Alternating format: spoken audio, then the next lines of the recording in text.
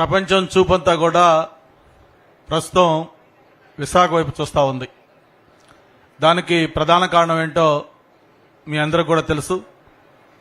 మనకి ఏదన్నా ఒక చిన్న డౌట్ వచ్చినా, ఒక సమాచారం తెలుసుకోవాలన్నా, మనకి ఎటువంటి ఇన్ఫర్మేషన్ కోసమని మనం వెతికేది గూగుల్.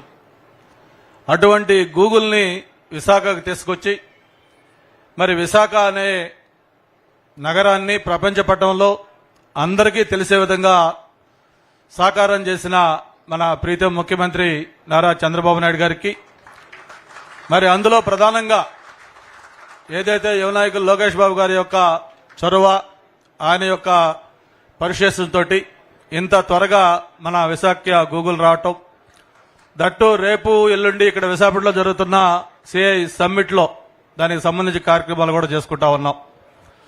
మామూలుగా మనకంటే భారతదేశంలో మహారాష్ట్ర కానీ, గుజరాత్ కానీ, తమిళనాడు కానీ, కర్ణాటక, తెలంగాణ లాంటి ఎన్నో రాష్ట్రాలు మనకంటే ఎంతో ఇండస్ట్రియల్ సైడ్ కానీ, లేకపోతే మిగతా ఐటీ సైడ్ కానీ అన్ని రకాలుగా కూడా అడ్వాన్స్గా ఉన్న రాష్ట్రాలు ఉన్నాయి.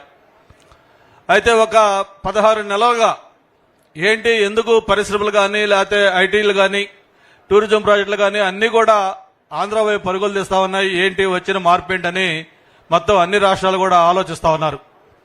ఆ మార్పు ఏంటో మనందరూ కూడా తెలుసు. ఏంటంటే ఒక అనుభవం ఉన్న నాయకుడు, ఒక విజనరీ లీడర్, ఒక బ్రాండ్ ఇమేజ్ ఉన్న నాయకుడు మళ్లీ రాష్ట్రంలో నాయకత్వం వహించటం. అంతేకాదు దానికి ఒక యువ నాయకత్వం మళ్లీ తోడు కావటం. అందుకే గతంలో మనం ఈజ్ ఆఫ్ డూయింగ్ బిజినెస్ అంటే ఇప్పుడు స్పీడ్ ఆఫ్ డూయింగ్ బిజినెస్ అంటా ఉన్నారు.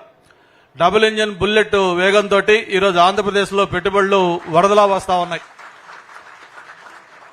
ఒక్కసారి గతం 2019-24 ఒకసారి గుర్తు చేసుకుంటే మరి రాష్ట్రంలో ఎలాంటి పరిస్థితి ఉందో నేను మీకు వేరేగా చెప్పనవసరం లేదు. ఇక్కడికి వచ్చిన పారిశ్రామికవేత్తలు చాలా మంది ఉన్నారు, చాలా మంది ఐటీకి సంబంధించిన వాళ్ళు ఉన్నారు. అందరూ కూడా చూశారు ఎలాంటి పరిశ్రమలను చూసాము. ఉన్న పరిశ్రమలు కూడా ఇక్కడి నుంచి ఏదో వేరే రాష్ట్రాలకు వెళ్ళిపోవాలి, లేదు ఎవరైనా కొత్తగా పెడతా ఉంటే వాళ్ళు నాయకుడి యొక్క యాటిట్యూడ్ బట్టి మళ్ళీ వాళ్ళు కూడా మానుకొని వేరే పక్క రాష్ట్రాలకు వెళ్ళిపోయే సంఘటనలు మనం చూసాం.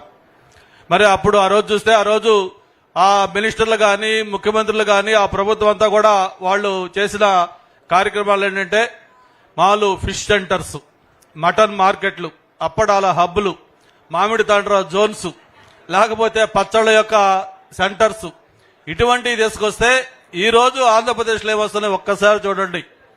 గూగుల్, క్వాంటమ్ వ్యాలీ, లేదు టీసీఎస్, లేకపోతే కాగ్నిజెంట్, యాక్సెంచర్, సిఫీ, ఈ నేమ్ ఇట్ ఎనీ కంపెనీ, ఏదైనా టాప్ 10 కంపెనీస్ ప్రపంచంలో తీసుకుంటే అవన్నీ కూడా ఆంధ్రప్రదేశ్ వస్తున్నాయి. అది తేడా, అప్పటికి ఇప్పటికి ఉన్న తేడా. రేపు జరిగే సమ్మిట్ ఒక సంచలనం కాబోతా ఉంది. సమ్మిట్లు అనేది మనకు కొత్త కాదు, గతంలో కూడా చాలా సమ్మిట్లు పెట్టుకున్నాం. గతంలో పెట్టిన సమ్మిట్లకి ఈ సమ్మిట్లకి తేడా ఏంటంటే ఈసారి ప్రత్యేకంగా ఏదైతే ఎంఓయూలు చేస్తా ఉన్నారో వాటిలో అవన్నీ కూడా స్ట్రిక్ట్ గా వాటిని అన్ని కూడా వెట్టింగ్ చేసుకుని డిపిఆర్ అంతా డీటెయిల్డ్ గా చూసి ఆ పొటెన్షియాలిటీ ఎంత ఉంది, ఎంతవరకు వాళ్ళు మెటీరియల్ చేయగలుగుతారు అన్ని కూడా వెట్టింగ్ చేసిన తర్వాతనే ఆ ఎంఓయూలు చేసుకుంటా ఉన్నారు. దాదాపు 10 లక్షల కోట్ల ఇన్వెస్ట్మెంట్స్ రేపు 2 రోజుల్లో ఎంఓయూలు కాబోతా ఉన్నాయి.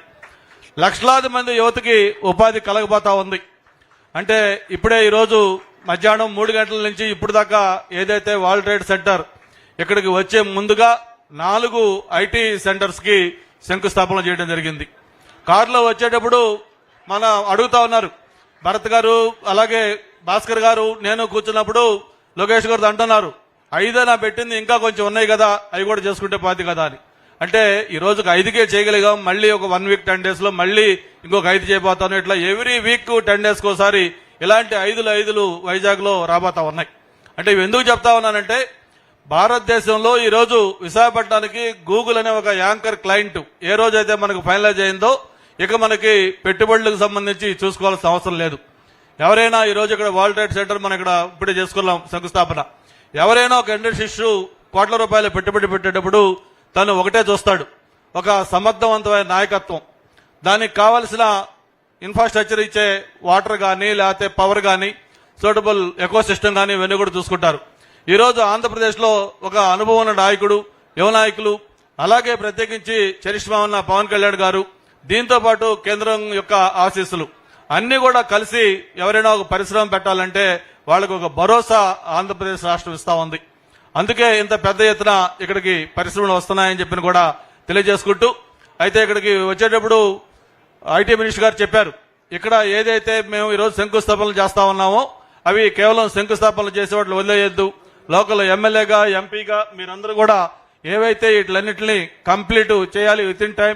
అలాగే వాళ్ళకి కావాల్సిన ఇన్ఫ్రాస్ట్రక్చర్, రోడ్డు కావచ్చు, ఇతర ఫెసిలిటీస్ ఏం కావాలో అవన్నీ కూడా కంప్లీట్ చేయించాలి, చక్కటి ఎకో సిస్టమ్ తేవాలని చెప్పారు. తప్పకుండా ఏదైతే మీరు వైజాగ్ను ఒక అంతర్జాతీయ మ్యాప్ లో మీరు పెట్టే విధంగా మీరు కృషి చేస్తా ఉన్నారో మేము కూడా మీతో పాటు ఆ కళ సాకారం కావడం కోసం అందరం కూడా కృషి చేస్తామని చెప్పి కూడా మరొకసారి తెలియజేసుకుంటూ, చివరిగా ఏదైతే గూగుల్ విశాఖపట్నానికి ఇచ్చి దట్టు అది మన భీమిలి కాన్స్టిట్యున్సీ తర్లువాడలో అక్కడ స్టార్ట్ కాబోతా ఉంది. ఆ స్థానిక శాసనసభ్యుడిగా మరొకసారి లోకేష్ గారికి సభాముఖంగా అభినందనలు, ధన్యవాదాలు కూడా తెలియజేసుకుంటూ, మామూలుగా అయితే గూగుల్ సీఈఓ సుందర పిచ్చై గారు తమిళనాడుకి చెందిన ఆయన. అలాగే కర్ణాటక అంటే ఐటీకి బాగా ఎకో సిస్టమ్ బాగున్న రాష్ట్రంగా ఇప్పటికే పేరు పొందింది. ఏదైతే గూగుల్ విశాఖపట్నంలో ఫైనలైజ్ చేసి ఇక్కడ సంతకం పెట్టి వాళ్ళు అనౌన్స్ చేశారో ఈ రోజు ఆ రెండు రాష్ట్రాల్లో గొడవలు అవుతా ఉన్నాయి.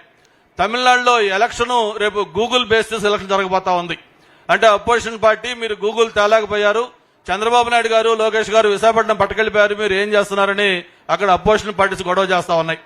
అలాగే కర్ణాటక, తమిళనాడు ఎలాగ ఉన్నాయో రాష్ట్రం, అన్ని రాష్ట్రాలు కూడా అదే పరిస్థితి. ఒక్క 16 నెలల్లో ఎందుకు ఈ మార్పు వచ్చింది అని అందరూ కూడా చూసే విధంగా ఈ రాష్ట్రాన్ని ముందు నడిపిస్తున్నందుకు మరొక్కసారి ముఖ్యమంత్రి గారికి, ఐటీ మినిస్టర్ గారికి పేరు పేరున కూడా ధన్యవాదాలు తెలియజేసుకుంటూ, ఈ సందర్భంగా ప్రత్యేకించి భాస్కర్ గారికి కూడా అభినందనలు తెలియజేయాలి. ఏదైతే గవర్నమెంట్ ఆలోచిస్తా ఉందో దాన్ని ఇంప్లిమెంట్ చేయడంలో తనదైన శైలిలో పనిచేస్తూ ఆ ఎకో సిస్టమ్ క్రియేట్ చేస్తున్నందుకు అధికారులకి మొత్తం అందరికి కూడా మనస్ఫూర్తిగా అభినందనలు. Thank you very much.